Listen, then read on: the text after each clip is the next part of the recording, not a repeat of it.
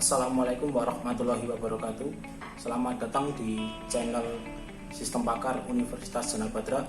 Saya Yan Setia Adi dari Teknik Informatika Angkatan 2017.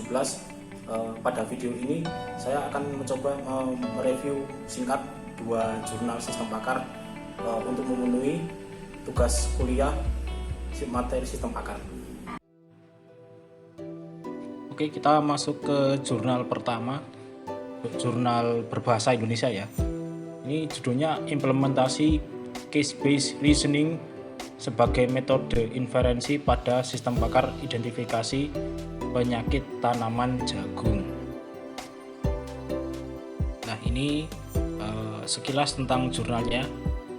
Ada judul artikel, penulis, dan judul jurnalnya. Ya, latar belakang penelitian, kita tahu jagung adalah makanan pokok kedua setelah nasi, dan penyakit jagung ini tentu mempengaruhi produktivitas dari panen jagung. Nah, ketika panen jagung ini ada defisit atau mengalami kekurangan yang signifikan, ini tentu akan mempengaruhi banyak sektor, terutama dari sektor makanan atau konsumsi dan peternakan. Untuk mengidentifikasi penyakit jagung diperlukan seorang pakar atau tenaga ahli yang biasa disebut sebagai penyuluh pertanian lapangan atau PPL. Nah, masalahnya terkadang atau di banyak tempat itu tenaga ahli PPL itu tidak mampu mengcover banyaknya kasus yang terjadi secara bersamaan. Nah, disinilah penelitian untuk membangun sistem pakar ini bertujuan untuk menggantikan posisi PPL ini yang tidak bisa mengcover banyak tempat. Harapannya dengan sistem yang ada sekarang, petani mampu mengidentifikasi penyakit jagung secara mandiri, sehingga penanganannya pun akan menjadi lebih cepat dan tepat. Dan untuk hasil berikutnya adalah hasil panen tidak terganggu oleh penyakit jagung tersebut. Nah, sistem pakar ini nantinya akan menggunakan metode penalaran case-based reasoning dengan metode pengukuran similaritas nearest neighbor similarity. Kita masuk ke deskripsi sistem. Ya, sistem ini didesain bagi 3 pengguna, yaitu petani, admin, dan pakar. Petani di sini sebagai pengguna sistem, admin sebagai jembatan antara sistem dengan pakarnya, dan pakar sebagai sumber pengetahuan atau knowledge base. Alur sistem dimulai dari input data dari petani berupa data umur jagung dan gejala penyakit. Lalu sistem akan menghitung kemiripannya dengan metode nearest neighbor similarity. Selanjutnya, kasus lama yang memiliki similaritas tertinggi dipilih untuk menjadi solusi dari permasalahan yang tadi dimasukkan. Namun jika tidak, nantinya akan dianggap sebagai kasus baru dan tidak memiliki solusi dari sistem pakar tersebut. Nah, kasus baru tersebut nantinya akan dievaluasi oleh pakar dan kemudian disimpan kembali ke dalam sistem sebagai kasus baru. Masuk ke deskripsi sistem. Di sini ada sebuah bagan bagaimana sistem ini bekerja secara garis besar. Kita bisa lihat mulai dari masalah atau kasus diinputkan, lalu ada proses pencocokan dengan metode nearest neighbor similarity dengan basis kasus yang ada. Kemudian jika terdapat kemiripan dengan kasus yang telah ada di basis kasus, maka ini akan menjadikan solusi untuk masalah tersebut. Tapi jika tidak ada solusi atau tidak ada kemiripan, maka kasus tersebut akan disimpan sebagai kasus yang belum terselesaikan untuk dicari solusinya oleh pakar, kemudian disimpan ulang ke dalam basis kasus sebagai kasus baru untuk kemudian menjadi solusi bagi kasus yang atau masalah yang akan datang. Ini representasi kasus untuk kepentingan penyimpanan dalam basis kasus dan proses retrieval, maka sebuah kasus baru dipresentasikan ke dalam suatu bentuk tertentu. Representasi dari sebuah kasus harus mencakup permasalahan yang menjelaskan keadaan yang dihadapi dan solusi yang merupakan penyelesaian kasus tersebut. Nah, bisa kita lihat di bawah, bagian bawah ada dua buah tabel. Yang pertama merupakan gejala dengan nilai ya atau tidak.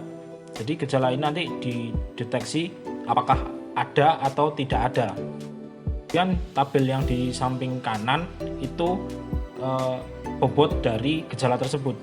Jadi nantinya kalau gejala ini terdeteksi, maka akan diberikan bobot tertentu. Sedangkan di tabel sebelah kanan ini merupakan gejala dan bobotnya. Jadi nanti ketika penghitungan kemiripan dengan similarity, bobot-bobot ini akan menjadi variabel penghitungan untuk menetapkan kemiripan antara gejala yang dimasukkan dengan gejala yang ada di basis kasus. Ya, beralih ke inferensi case based reasoning. Jadi ada 4 tahap tadi ya. Kita mulai dari retrieval. Retrieval ini adalah membandingkan kasus yang diinputkan dengan kasus yang ada di basis kasus. Dapat kita lihat di sebelah kanan ada tabel kasus baru dan kasus lama. Lalu penghitungannya ada di bawahnya. Nah, penghitungan tersebut terjadi sebanyak kasus yang tersimpan di basis kasus. Dalam contoh ini kita dapat lihat ada 13 kasus yang sebelumnya tersimpan. Dan pada contoh penghitungan di atas menghasilkan nilai 0,83 yang merupakan nilai tertinggi dari kasus-kasus lainnya. Kita masuk ke proses reuse. Setelah kita menghitung semua kasus lama dan kasus baru, maka kita akan mendapatkan nilai tertinggi. Pada contoh ini nilai 0,83 adalah nilai tertinggi. Nah, selanjutnya kita dapat mencocokkan dengan penyakit dan solusinya. Di sini yang direkomendasikan adalah penyakit penggerek tongkol, yaitu dengan menggunakan parasit Trichogramma sp menggunakan insektisida. Berlanjut ke proses revise. Kebetulan di contoh ini kasusnya ditemukan solusinya, jadi tidak ada atau belum menggunakan proses revise dan nanti akan retain juga. Jadi proses revise ini bila solusinya tidak ditemukan, maka kasus ini akan diambil oleh pakar untuk diidentifikasi ulang dan masuk ke proses retain untuk memasukkan kembali hasil dari revise tadi ke dalam basis kasus untuk menyelesaikan kasus-kasus di masa depan. Masuk ke pengujian sistem. Di sini pengujian sistem terdiri dari 2 tahap, yaitu tahap pertama pengujian sesuai dengan kasus-kasus yang ada di dalam basis kasus. Sedangkan di tahap kedua pengujian dilakukan menggunakan 67 data uji. Dari 67 kasus ada 50 yang teridentifikasi secara benar. Di pengujian selanjutnya ada sebuah evaluasi untuk mengukur kelayakan sistem tersebut. Di sini evaluasi dilakukan dengan menghitung sensitivitas dan akurasi menggunakan persamaan 2 dan 3. Di sini langkah yang dilakukan dalam pengujian sistem dengan membuat confusion matrix berdasarkan nilai masing-masing similarity. Hasilnya dengan sensitivitas 100% dan akurasi 74,63% disimpulkan bahwa sistem ini dapat melakukan identifikasi dengan baik. Masuk ke kesimpulan, penelitian ini menghasilkan sistem pakar untuk identifikasi penyakit tanaman jagung dengan metode inferensi case-based reasoning. Hasil pengujian menunjukkan sistem mampu mengidentifikasi penyakit tanaman jagung sesuai dengan kasus yang ada dalam basis kasus sebesar 100% dan menggunakan data uji dengan threshold similaritas sebesar 70%. Menunjukkan sistem memiliki unjuk kerja dengan sensitivitas 100% dan tingkat akurasi sebesar 74,63%. Artinya sistem ini memiliki sebuah keakuratan yang tinggi untuk gejala penyakit pada tanaman jagung. Demikian untuk jurnal yang pertama, kita berlanjut ke jurnal kedua berbahasa Inggris. Okay, in the second part of my presentation, I will review a journal that titled Prediction of Optimized Color Design for Sports Shoes Using an Artificial Neural Network and Genetic Algorithm. And this is about the journal. We can see the article's name, writers, and the journal's name. Introduction and goals. Product design is a complicated activity that is highly reliant on individual impressions, feelings, and emotions. Study, develop an ANN, artificial neural network based predictive model enhanced with a genetic algorithm or GA optimization technique to search for a close to optimal sports shoes color scheme for a given product image. The results show that the model built with 3 hidden layers could predict the object value reliably. The R2 of the preference objective was equal to 0.834, suggesting that the developed model is a feasible and efficient tool for predicting the objective value of product images.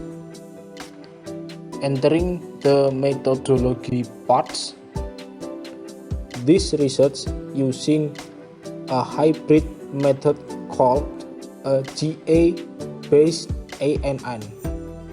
The ANN or Artificial Neural Network developed by Galan in 1993.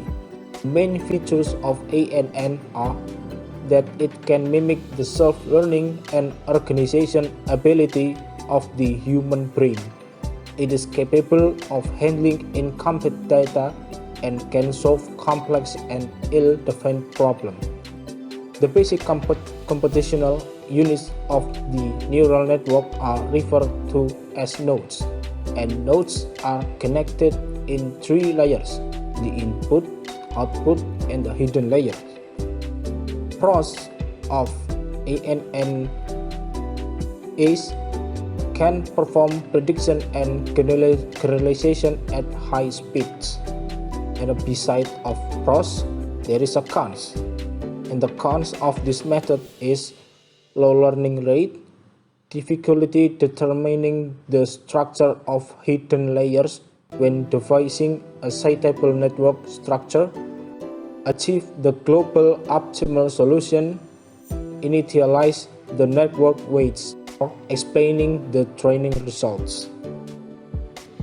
Genetic algorithm is a stochastic search algorithm and optimization technique based on the concept of natural selection and the genetic evolution of biological species.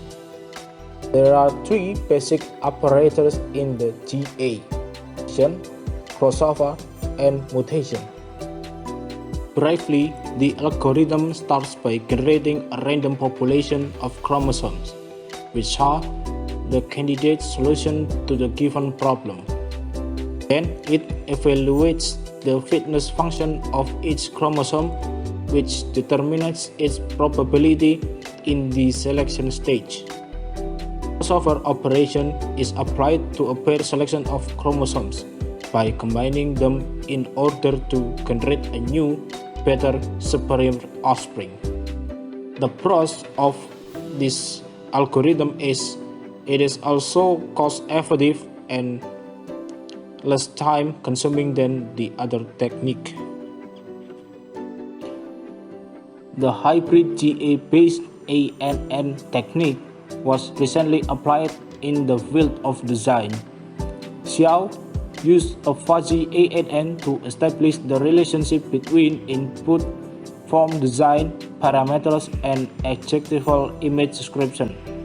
Then they use a GA to search for near optimal design that satisfies the designer's required product image. In the methodology implementation, we have 4 stages to be done. The first thing is selection of representative form types and color schemes to build the experimental sample image. We know that when viewing and evaluating a product, consumers are affected by the interaction between the overall shape and colors. 5 types of currently available sports shoes were selected from the current market based on their functionality and features. There are basketball, jogging, running, and casual shoes, plus 3-dimensional or 3D model resource and was unmodified by product design consideration. Each type was given 2 color schemes with the shoe body in the main color and the outsole in the secondary color. And the second step is linguistic variable selection for affective responses. To define consumers' affective responses for the Gantt vector space, the semantic space was used to explore flow using the following step.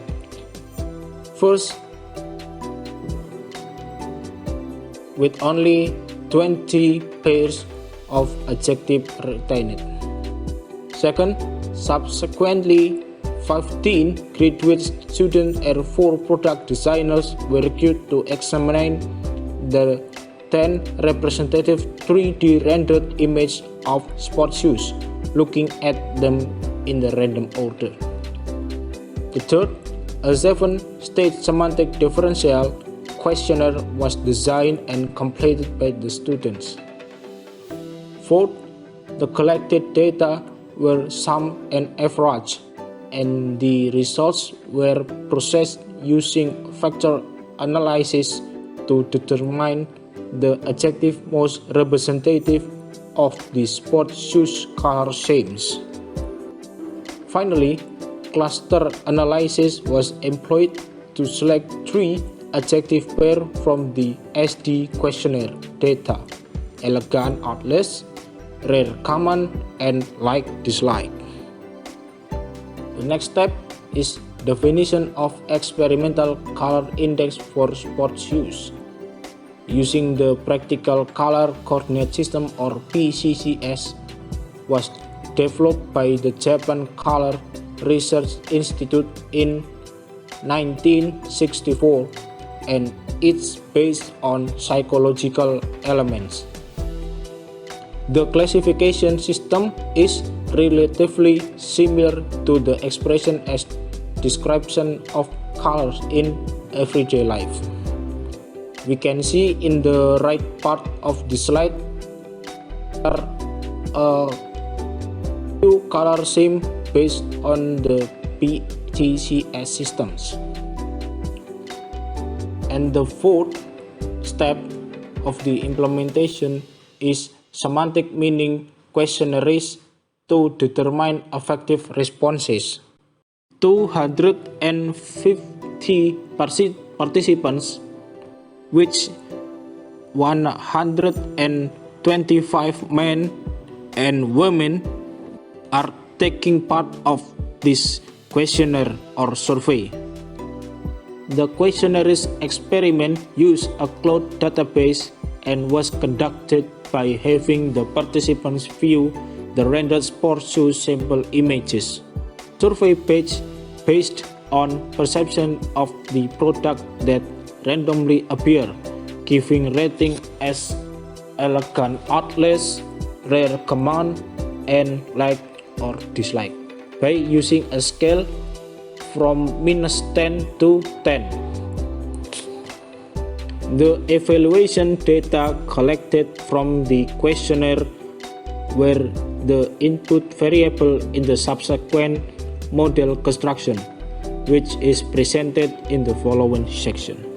And we can see from the right part images that interface of the questionnaire. Alright, the next section is result and discussion. Definition of design factor for modeling. We can see there are 5 factors of modeling that we defined before, explained here, and divide into several parts. Next, description of the ANN model. Now we can see the criteria of the shoes design was designed by the node in the input layer, processing in the hidden layer, and then get the conclusion from the output layer. It seems to be a method that making a correlation between the input and the adjective semantic of Kansei product. Next, GA optimization search mechanism. In this study, the largest output values is used as target to be obtained using genetic rules, whereas the chromosome represents the input variables with the shoes design factors of binary data. The initial chromosome in the first generation were generated at random. The fitness value was calculated, and smaller the fitness value, the better the fit. The algorithm converges toward the optimal image as RMC decreases. In next generation, new chromosomes are determined using reproduction, crossover, and mutation operations. New fitness was then calculated, and the favorable chromosomes were retained.